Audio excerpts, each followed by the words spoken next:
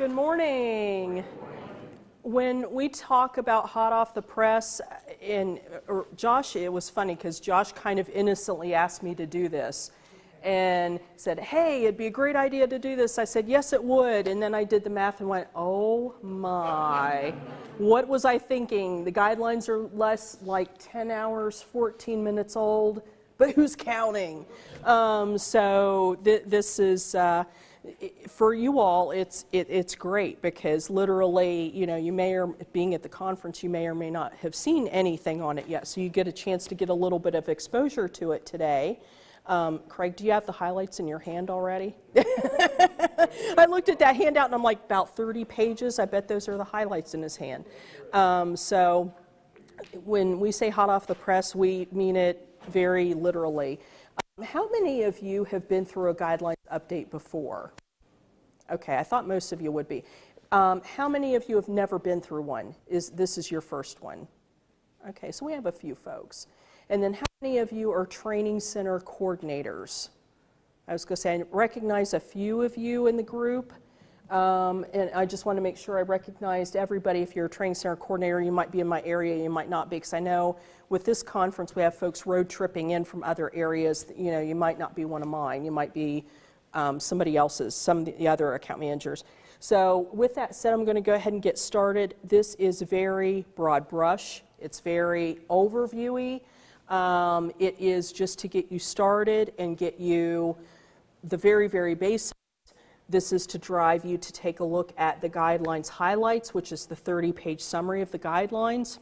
I would suggest you read that first, maybe to get you started, and then I would encourage you to then read the guidelines in their entirety. The reason why is I think the highlights are good for saying what has been changed or reaffirmed or confirmed in the guidelines. It gives you a little bit on why.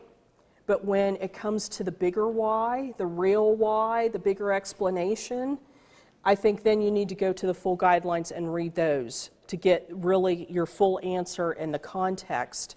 I know oftentimes when I answer questions for training center coordinators, there are times I literally, you know, if I need to know a certain type of answer, the justification of something, that's when I pull the guidelines themselves off the shelf, because that's probably the only place in our materials that has that type of explanation.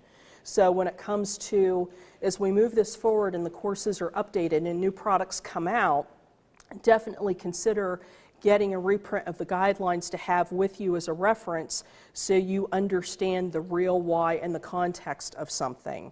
To have the background of something, because if your students start asking questions, you know, why do we do this, why do we do that, then that's really where your answer's probably going to come from at this point. So with that said, we'll go ahead and get started. This was just like the first paragraph from today's press release. As I said, the press release for the guidelines, everything, the embargo, I should say, lifted this morning at 12:01 a.m. Central Time, which means it was 1:01 a.m. Eastern Time. We did that so that the media, we gave it to them before, but it was under embargo. It gave them the chance to read through the materials, decide on any experts they wanted to bring in to help them prepare. However, everything lifted this morning. Now, with that said, staff such as myself, I did not see the materials in advance. So that's kind of the caveat with this, is that this is under the context of me having exposure to it for less than 10 hours. So some of the deeper dive stuff I don't really think is here. I've tried the best I could with the time that I've had to get it kind of thrown in. But I think there's going to be a lot of questions today, and that's by virtue of the material being so new that I'm probably, after this session, I fully anticipate going off and doing some research to get you more information on answering your questions. So I wanted to put it within that context. There were 3 things that were released this morning. The first thing is the ILCOR consensus. Our guidelines come from an international body derived from ILCOR, which is the International Liaison Committee on Resuscitation. That is the world scientific community for the resuscitation guidelines. Over a 5-year period, which in other words from 2010 forward till now, they have been meeting and reviewing the research and and the science. And then at the end of January, early February was when they reviewed the science one last time, made their decisions, and then the last 6 months we have been, the American Heart Association then took what the decisions were made and then created them into our guidelines. So there's kind of two different sets of guidelines out there. There's the international set, what the world community decided on. Then there's what we as the American Heart Association have decided on, what makes the most sense for us here in the United States. So with that said, our guidelines and also the first aid guidelines in conjunction with American Red Cross. We do partner with them on the first aid guidelines, not necessarily on the CPR guidelines. Science embargo, I just wanted to talk about that a little bit. I've already talked about a little bit already. It means that we hold the information in confidential status. We have it protected while it's getting ready to be released in the media. The purpose is it's an ethical issue. It's part of the journal publication process to have the science embargoed. If it's violated or leaked in advance, it could bring harm to the American Heart Association. So we protect that very heavily, up into including that when we have vendors involved in the process or volunteers involved in the process, they sign non-disclosure agreements. I know when I was involved in it differently 5 years ago, I signed an NDA. I know volunteers who've signed NDAs, and staff. There are some staff, especially field staff, will protect them from the guidelines until today, because they see customers every day, and they run a risk of leaking the guidelines. So we want to make sure that the guidelines don't get leaked in advance. So that's why we have the embargoes that we have on this. And also, it gives third parties. It doesn't give them early influence or access. It gives media equal access to each other. And then as far as the history of the guidelines, we've started releasing guidelines and establishing guidelines in 1966. So we've been doing this for some time. I would say, in my mind, if you ask me what's the modern era of the guidelines, and I would say probably the modern era, I think, in my opinion, started in the year 2000. And that's when we started doing a 5-year guideline review and writing every 5 years. So there's 2000, 2005, 2010, and now 2015, where we really brought a structure and a rigor to the analysis of resuscitation science, built a lot of processes that never existed before to give us what is now Guidelines 2015. You know, and what I would say is that the guidelines don't come off of trees. It literally takes probably 5 years to come up with the guidelines and do the review and do the work, because it's literally hundreds of people involved with hundreds of research articles and journal articles, making sure that they are reviewed and classified, categorized, and then put into the guidelines. A lot of the science is good, and other science is okay. Other science is frustrating in that we wish it gave us a little bit more information, stronger information, it informed us better. And I think that's what we've seen since 2000 progressively, is we're getting a lot better at looking at good research and knowing what we want. But on the other hand, we also realize we still have a ways to go, and there's different research that we still need to do to give us better answers or to provide better confirmation for something. Okay. We released the Guidelines Launch portal this morning. The website is 2015eccguidelines.heart.org. I think an alternate website is, I saw this morning, is eccguidelines.heart.org. If you are a training center coordinator or an instructor, you can drill into this through the Instructor Network website when you log in. You go under News and Guidelines on your pull-down menu, and then you work your way into this site. But this will give you access to the guidelines in their entirety. You can gain more information on ordering a reprint, which is from the distributors. So if you use Channing, Laerdal, or WorldPoint, you can order a reprint through them. I think it's available early November is when the hard copy reprint's available. You can see it online today. So if you wanted to see something today, you would have access to that. The highlights, which I said is probably the first go-to document that you want to look at. It's 30-page summary of the guidelines. area by area, chapter by chapter. It makes a nice short reference tool. It's perfect for today because if you have to get through a lot of information quickly, that's the best place to start. But we did set up a portal for that. We've also set up a portal for the guidelines so that the 2010 guidelines were incorporated into it or loaded first, and then anything for 2015 that was different or worded slightly differently was also added. And I think it's going to become a work in progress over time so that when we move forward and add and amend our guidelines, it'll be then layered into it, and then you could see it as a historical document. So if you wanted to look at something from 2010, then you wanted to see 2015, then if there was a change after that, then you could see the layers of it, how it progressed. So we're building that website. It's available now, but it'll become more and more robust as time goes on, and you'll be able to see more and more in the future over time as a continuum. And there's the other website, as I said, eccguidelines.hart.org, has search functionality. You can view the website from your desktop or a mobile device. We're becoming, as a technology standpoint, we're having our technology be more available on different devices. As you know, not everybody's always using a computer. You might have a smartphone on you. You might have a tablet. So we want to make sure that we have it available so you can view it on different types of devices.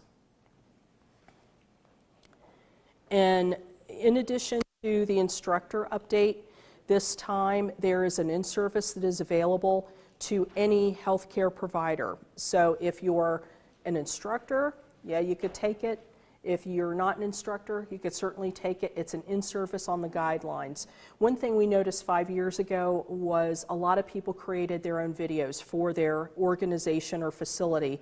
Here is our medical director presenting on the guidelines doing an update. And it was them going over an update. Well, everybody did that. Everybody reinvented the wheel. We looked at that and went, wait a minute, why don't we do that? And then it's consistent. You don't have to reinvent the wheel. So this time around, we created an in-service Con Ed course. Runs about an hour. Con Ed credit is 1 credit. It's available to physicians, nurses, EMS. You could take it as a Con Ed tool. And this, as I said, is separate from the instructor update that you would have to take online through the instructor network. But the difference is if you want Con Ed for this and you want to just look at it, to learn more, you're certainly welcome to. And those are some of the features. $9 per person. That's to cover the development and cost of Con Ed, et cetera. Estimated completion time from what I've read is 45 to 60 minutes. Now the instructor update, there are 2 options on the instructor updates. You can go in person to Orlando or San Diego in November or December, and those are pre-conferences to conferences already going on.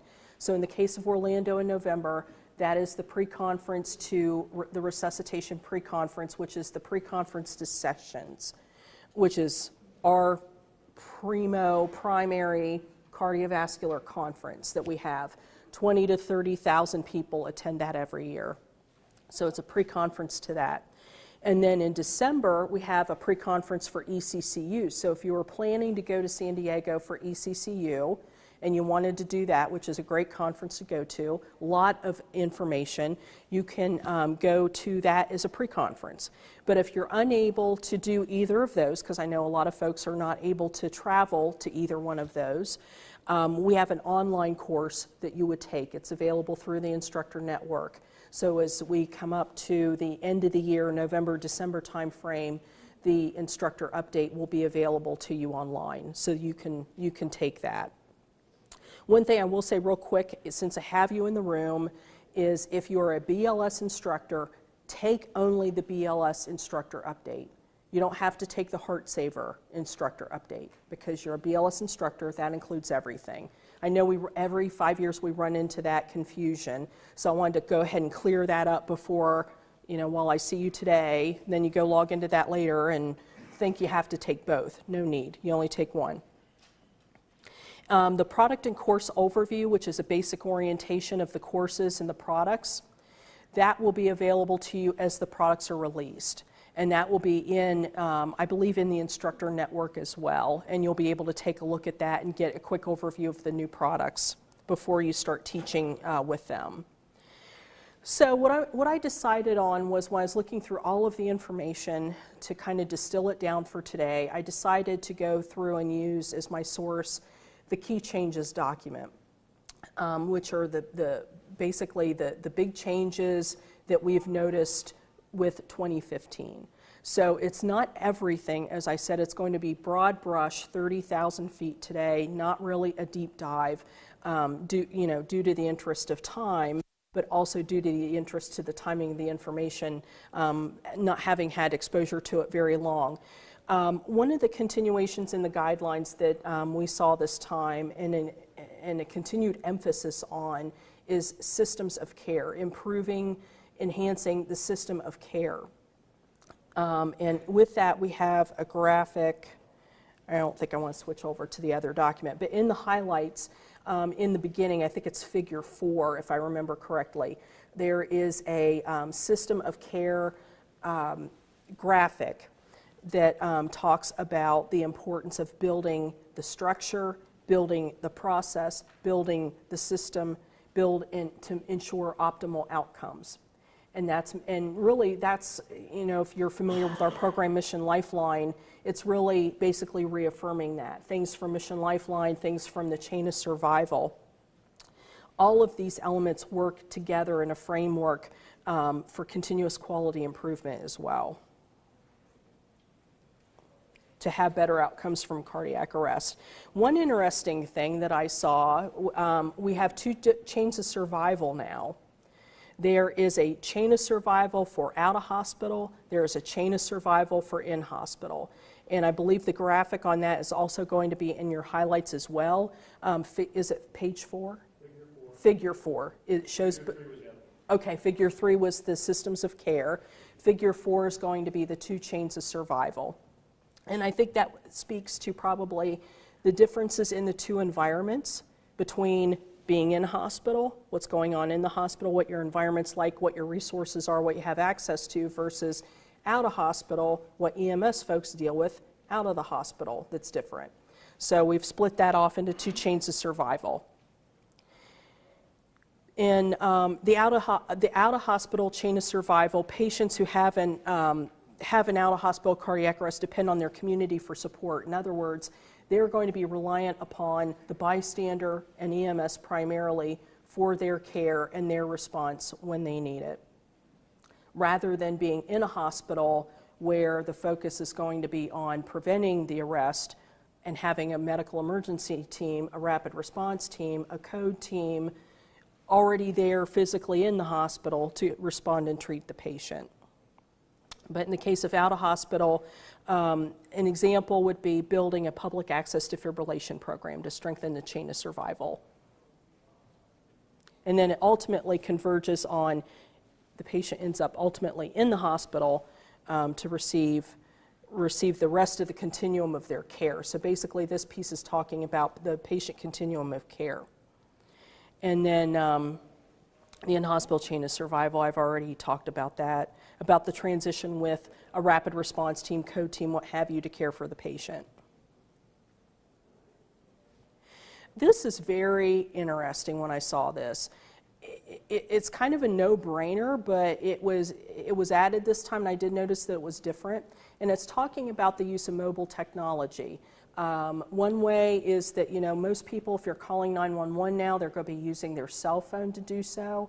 But also, the other side of that coin is that they will, maybe we need to develop apps or systems where people are notified, bystanders are notified if there's a cardiac arrest in their area.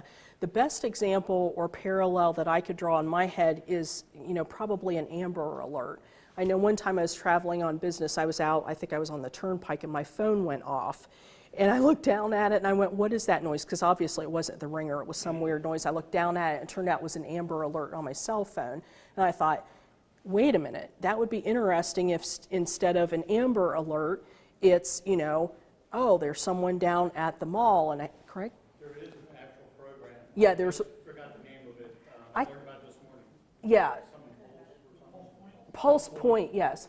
And if I remember correctly, because I looked that up when Pulse Point first came out, and I don't think Pulse Point's available everywhere at this point. So that's why I was kind of hesitant to bring that up, because then folks would think, oh, Pulse Point's available everywhere, and it's not, from what I remember. But that would be like an idea. A Pulse Point would be an example of a system that could be employed that, you know, if I'm out and about doing my thing, my smartphone's on me, I get an alert, oh, this person's gone down and I happen to be in the same location that they are. Or maybe I know someone who's, someone who's there who can respond with CPR. So I think that definitely, to me, that's very interesting, and I think that may help for bystander public CPR in the future to produce better outcomes, is to have more people notified of what's going on. So if they can respond with hands-only CPR, they could have the ability or capability to do so. In basic life support, one thing, this wasn't a surprise to me, but I think it's going to be a surprise to some people, is when we developed the aspects of high-quality CPR, we on the rate, we put in a floor, at least 100 per minute. Well, when we did the high-quality CPR statement a couple of years ago, we put in a ceiling. A lot of folks didn't see that, weren't aware of it, but it wasn't part of the guidelines then, but it was kind of, it was around, it just wasn't in the guidelines yet. So now, with the 2015 guidelines, we've put it in. There's not only a floor for the rate, there's now a ceiling. We want folks to be over 100, less than 120. And applies really across the board in basic life support. I just want to note, it was originally from the high quality CPR statement, so this really didn't come from anywhere, from nowhere, so to speak. There was a source, kind of a precursor to it. And as far as compressions, the depth of compressions, I think we've also clarified a floor and a ceiling as well, in that we want 2 inches depth on compressions, but we don't want greater than 2.4 inches. So I think, where we said push as hard and as fast as you can, and you had people just, going to town, ultra deep compressions, and which, at that time was better than nothing, obviously, or better than compressions not so deep, but still, once again, we have a floor and a ceiling for that now.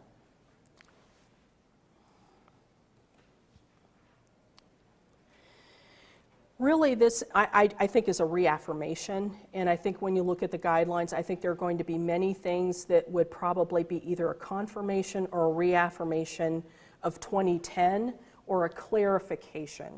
I know in the past when we've had guidelines and it was a radical change, which, after a while you tend to expect that, and you go into a guidelines thinking, what's the radical change? In this case, a lot of things are confirmation, clarification, refinement, if you will. So untrained lay rescuers should provide compression-only, hands-only CPR with or without dispatcher guidance for adult victims of cardiac arrest. No difference really there. They should provide it until help arrives, whether that's another person who could help them or if EMS is showing up. Also, if an AED arrives, if that's in their environment and that arrives. And let's see. I thought this was interesting. If they are trained, if they're able, if they have the means, because they're going to need a pocket mask or a face shield or something, if they could provide breaths, that's all well and good. But if they don't have, obviously, if they're not going to have the means to do it, they're not going to do it. So they're back to hands only, compression only. But if they could do rescue breathing, then fine, they can do that at a ratio of 30:2.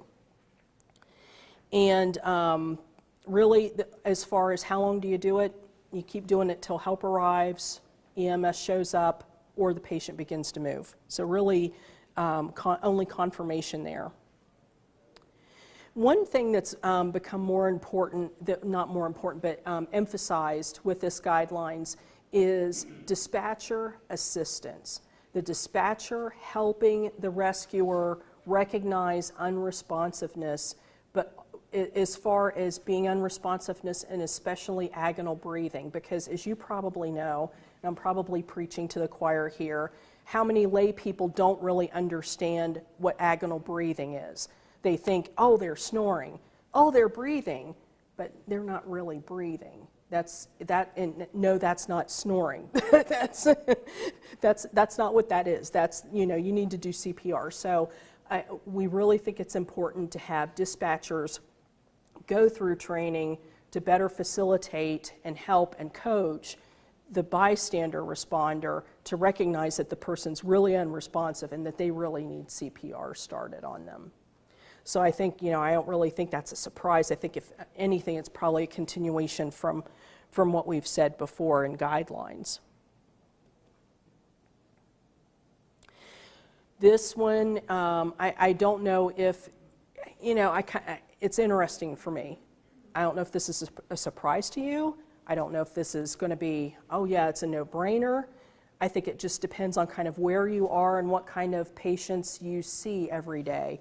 But what we have added in basic life support for patients with known or suspected opioid addiction who are unresponsive with no normal breathing but a pulse, we're looking at administrating naloxone, otherwise known as Narcan, to them.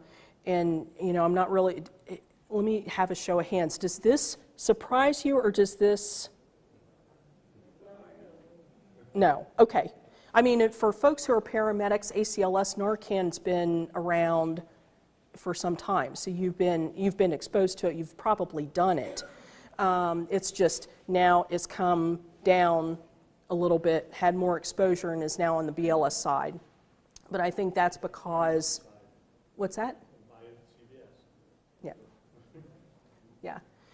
It's because of the prevalence of these kind of emergencies, and we want, we want to save all lives. We want to, we want to address special resuscitation situations, and this has sadly become one of them, all too common. So this is in regard to, oh yeah, go ahead. I'm sorry, just a question. Yeah. Will that be in under the first aid portion of the intake, or will that be built into some of the BLS? This will be under both areas there, one for first aid and one for sections, as far as sections for Narcan or not? Off the top of my head, I'm not sure, but I would expect that it would be a first aid, because in my head, I kind of see this like EpiPen. It's in with the CPR stuff? Yeah, okay. Because it's talking about respiratory arrest. Okay. And that's treatment for the respiratory Right, okay, okay. I would imagine it's Probably a section in blue. right. Yeah, yeah, I would expect it in both, either.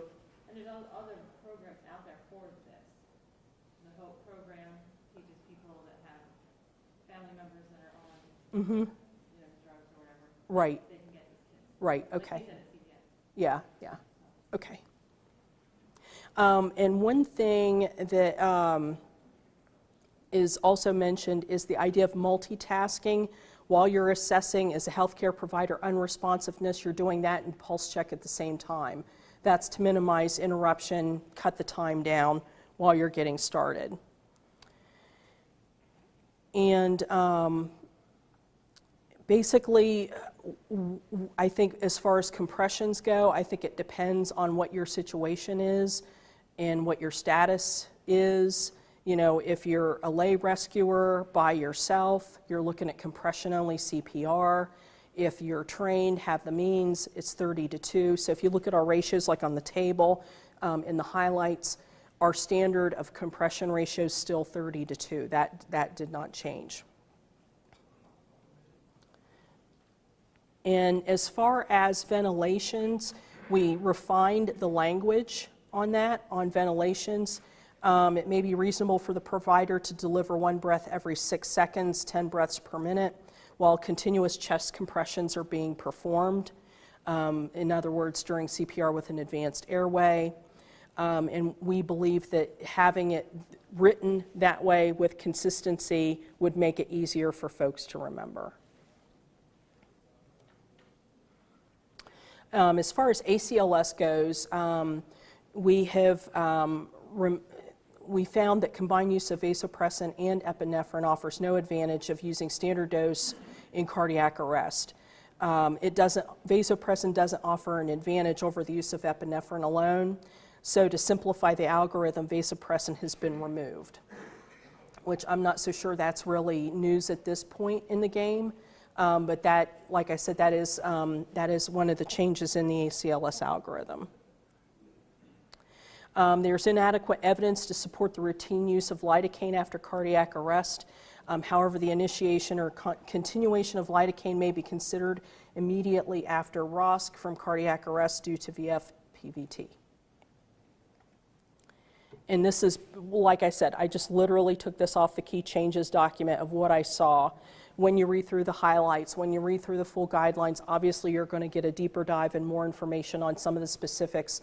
Also, I think looking at the algorithms, you're going to get, you'll get additional information.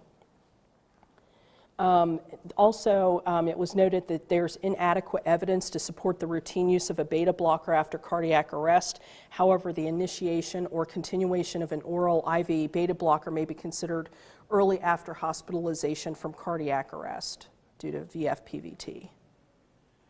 TTM, targeted temperature management, formerly known as hypothermia. What's been interesting with this recently, I was on a webinar where one of our science volunteers was talking about temperature. I thought it was very interesting, but also I was wondering if it was actually foreshadowing a guidelines change, and it has. In that we have been updated with new evidence suggesting that a range of temperatures may be acceptable to target in the post-cardiac arrest period, going a little warmer, 32 to 36. After TTM, targeted temperature management, which is a term we're now using, is complete. Fever may develop, and it says while there are conflicting observational data about the harm of fever after TTM, the prevention of fever is considered benign and therefore reasonable to pursue. Pediatric BLS, in particular, the CAB sequence has been reaffirmed. In the absence of new data, the 2010 sequence has not changed, so that's where we're at there. I think it's just basically to continue consistency amongst the patient populations and also for teaching purposes, makes it consistent. As far as chest compressions, the rate of 100 to 120 again in that group, same, you know, once again across the board, that's what we want is between 100 and 120. Now, this is the part where I'm going to have you have a look at the slides. This is PALS. I always have trouble with PALS. And just a little divulgence here, I'm a lay person. So BLS is okay, I do fine with it. ACLS, not bad. I get to PALS. I'd be better off if this was written in Chinese. Seriously. So I'll have you guys look at the slides. I'm not going to read the slides to you. But there were a few things with PALS that were changed or refined, perhaps.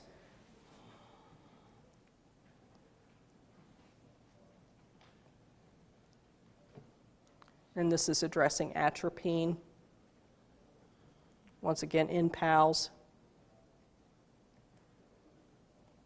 And I would encourage you, as far as those of you who are PALS providers, really go back to the highlights, take a look at that section, and then especially go back to the full guidelines themselves for more information, deeper information on the PALS guidelines to get yourself up to speed on where PALS is now. I did put a website up here in case you wanted more information. We had put it on the key changes document, so I thought, okay, I need to incorporate this for more information on therapeutic hypothermia after pediatric cardiac arrest. There's a website for more information.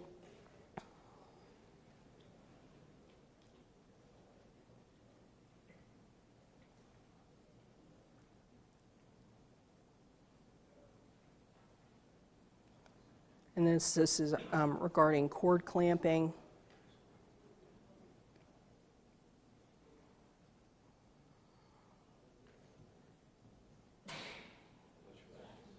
Bless you.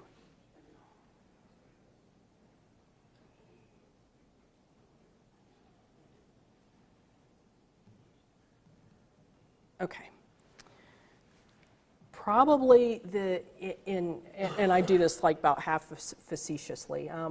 When the guidelines were coming, being in Pennsylvania, my biggest question was, I had two of them, but one was more important than the other. One was I was curious about what we were going to do with hypothermia and temperature. Were we going to go higher? And that was just kind of curiosity.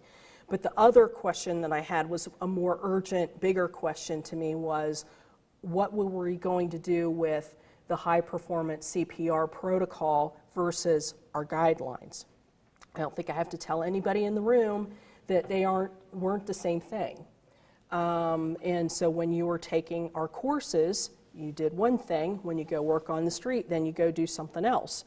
Now, when I read the guidelines today, the new guidelines, I think really every aspect of high-quality CPR and where we are at covers it. And you'll see when you read the highlights on page, let me write, I think it's 11 is one of them. And I think it was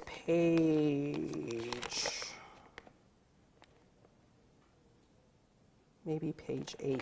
But there was another section where we addressed EMS systems who use a different protocol, in other words, the high compression protocol, and it was favorable to it, meaning we are open to it, we are accepting of it. Now, what I still wonder about is, what is the skills test that would be given in a BLS healthcare provider course or an ACLS course? You know, at that point, I still wonder, you know, we might be 30-2, but on the other hand, high performance teams, the aspects of high quality CPR, everything literally matches up. So I think in a sense, we are even a step closer, but I think it'll remain to be seen exactly how it's handled in our courses. So when you take your next BLS healthcare provider course, when you take your next ACLS course, exactly how that's going to be handled. So let's see if I can get up to page, I'm thinking it's page 11 here. And it does cite systems like Pennsylvania. Well, because it refers, you know, mind you, these guidelines are for the entire country. So it's nationwide. So it's talking about systems who use a high-performance CPR format. And so if you look on page, was this 11, under delayed ventilation, you go clear to the bottom of that column on 2015. For witnessed out-of-hospital cardiac arrest with a shockable rhythm, it may be reasonable for EMS systems with priority-based multi-tiered response to delay positive pressure ventilation by using a strategy of up to 3 cycles of 200 continuous compressions with passive oxygen insufflation and airway adjuncts. Sounds awfully familiar to me, which was good news. As the account manager for Pennsylvania, that was good news to me this morning. But the skill sheets will still reflect. And then why, and then it says why, which basically points to Pennsylvania because several EMS systems have been doing this with success. Now, what I will say is in the science, we're leaning to that, it's open, but when you go to class and you do your skills test, I'm wondering if you're still going to do 30-2 for a skills test. So that's the, I guess that's the good news, maybe bad news of this. But keeping in mind when we address CPR and compressions, and I don't know if you all know this, not every state does what you do with high performance CPR. I know a lot of folks assume, well, if we do it in Pennsylvania, everybody's got to do it. No. No, you're only one of several. There's like different localities. Pennsylvania might be the only one that does it as its state protocol consistently statewide that I'm aware of. So it's not something that everybody does, and by virtue of not everybody doing it, and our guidelines come from international guidelines, which means all the cardiac arrest types in the world, pre-hospital and in hospital, I think that's why we still see what we see, is that we put in the bare, the bare bottom, 30 to 2, the vanilla of it, but there's going to be coverage in your course in the future. I know there's at least coverage of it, because if you looked at the BLS pre-hospital provider course, it came out several months ago. A lot of folks didn't use it just because timing was not good. But when you look at that course, high performance CPR was covered, and you could practice it. You just didn't do the skills test on it. So I'm kind. Karen? A lot of people in Pennsylvania didn't do it because it still gives you a BLS card. Yes. You don't get a high performance card. No. So, and we were already teaching in our protocol, so it was like redundant training for nothing. You know what I mean? Well, it meets two different standards. If you needed to meet the in-service requirement or the training standard for high-performance CPR, obviously you're going to have to do a separate in-service or a training for that available through your agency. But if you have to have a BLS for healthcare provider card or a BLS CPR card, then you're going to be taking, and I've seen the memo, there are several organizations who provide basic life support training. We're one of them. And that would satisfy that need. The thing is, if you take our course to get your CPR card, you're going to be doing 30 to 2. So that's two different things. I mean, in my mind, those are two different requirements. So that's really, as far as that goes at this point, that's probably about as much as I could speak to it. Craig, did you have your hand up, or were you just, okay. The product release timeline, I wanted to go over that while I had all of you here. Blended basic life support is going to come out in January, February. That means the e-learning program. In the past, that was BLS Online or a Heart Code BLS. This is the blended BLS course, not the classroom course. So that'll be available. It'll replace BLS Online and Heart Code BLS. We're trying to get that down to one class. It'll be provided different ways, but we're trying to get it down to one course because having the two courses the last several years was confusing to students, not necessarily training centers, probably the students more so. And then in March and April of 2016, the BLS classroom course will come out. The blended Heart Saver First Aid CPR AED course will come out, so those of you who provide those programs, that's the timeline you'll have. Then the classroom course will probably come out right after that. And pediatric first aid CPR AED, the blended version will come out. ACLS, we're targeting, it looks like March, April timeframe. That's probably about a month or so earlier than last time, because I think, if I remember right, I'm thinking May 5 years ago. So we're a little faster on that one, which is good news. And then infant CPR anytime, and then the CPR in schools training kit. Any of you who work with schools and you would be using the training kit, that's when it'll be updated, that time frame. And then April, May of 2016, the Heart Saver Pediatric First Aid, the classroom course. Heart Saver Bloodborne Pathogens will come out, and then Family and Friends CPR. And then July, August, would be PALS, Classroom and Heart Code PALS. To me, this was the biggest news, was PALS. Last time PALS came out, it was October, I think. And it was the slowest one. We were in interim materials, the longest of the 3 disciplines. I mean, we still will be because it's the last of the 3 disciplines to come out. But at least we are working to get it out faster this time, so the PALS folks don't have the agony of waiting to get their course materials. And then also those of you who do pairs, the pairs course will be available. The pairs course is available. It kind of sits between the BLS and PALS. EMTs would be a good group for a pairs course. School nurses, nurses who don't deal with pediatrics all the time, but they might for some reason. There are a few different healthcare provider groups who are good for pairs, but PALS is overkill. So if you have a group of healthcare providers, they don't have to have PALS, but they need more than BLS. They kind of sit in this no man's land in the middle. Then they would be good for pairs. Do any of you provide pairs? Yes, a couple of you. So I wanted to make sure you were aware of this course. A lot of folks didn't know it existed, so I wanted to give you a quick on that one. Online resources. The 2015 guidelines website, as I mentioned earlier, ECC guidelines, the first aid guidelines, the instructor network. For a lot of you being instructors, that would be your primary source for the instructor update and your reference materials for the new guidelines. If you're a regional faculty, you might see something on your volunteer website that you go to as regional faculty. However, you have all these other resources. You know, you may prefer to use any of them as your reference tool, online reference tool. This is the first guidelines where we have had the advent of social media. And this is the site for the Facebook. So if you go in, if you're already logged into Facebook, you would do a search for AHA CPR.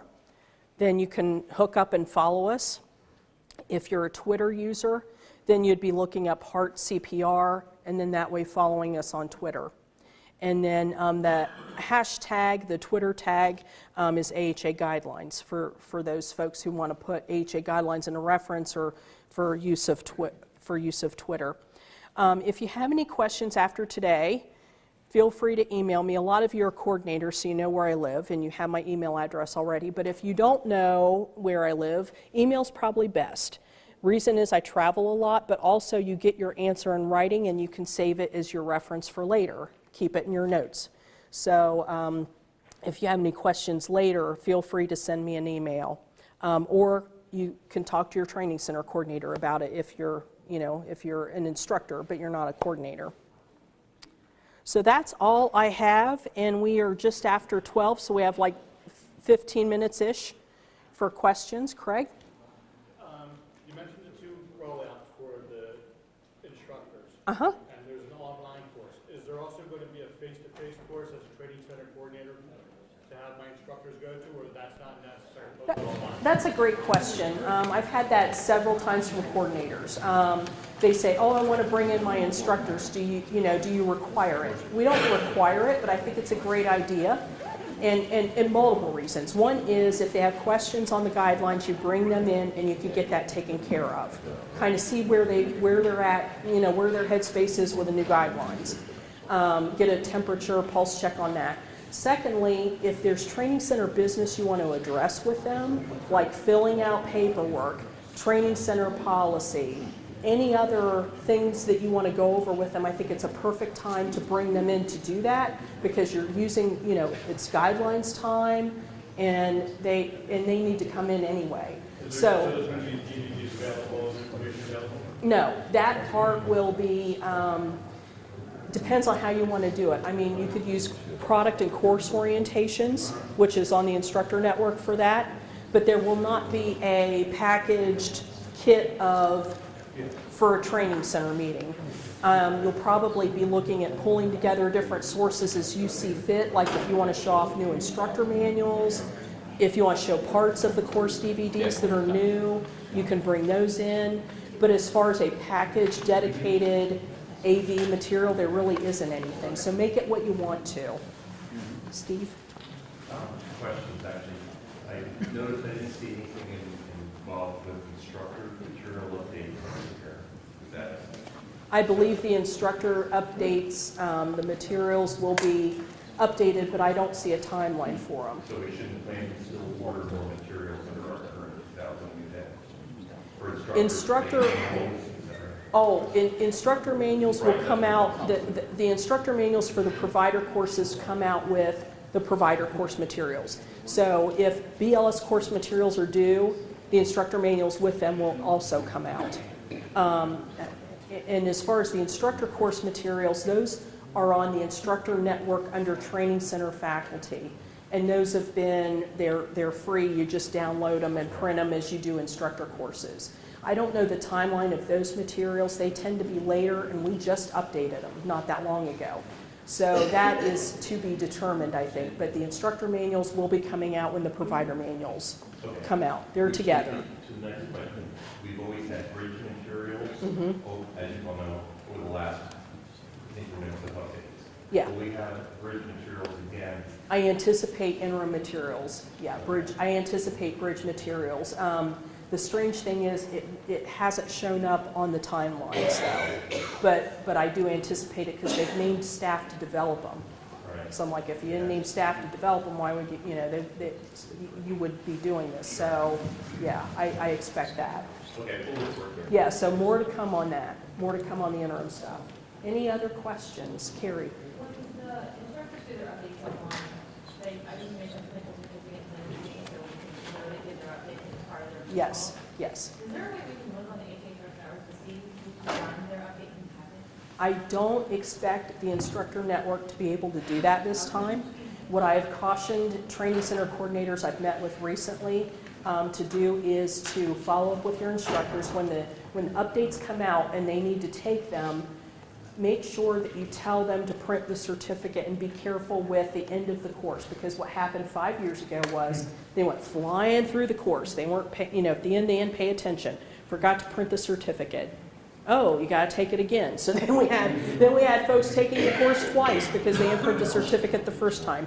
So we want to tell our instructors, be careful at the end of the course so that you download a certificate, you print it out, and you get it to your coordinator, whatever format that's going to end up being, because that has to go into your file, because it has to be in your file when your card expires and you're up for renewal as an instructor. That's one of the things, Teach in 4 courses where you monitor teaching, or you a current provider, all those good things. This time around, it's going to be a guidelines update.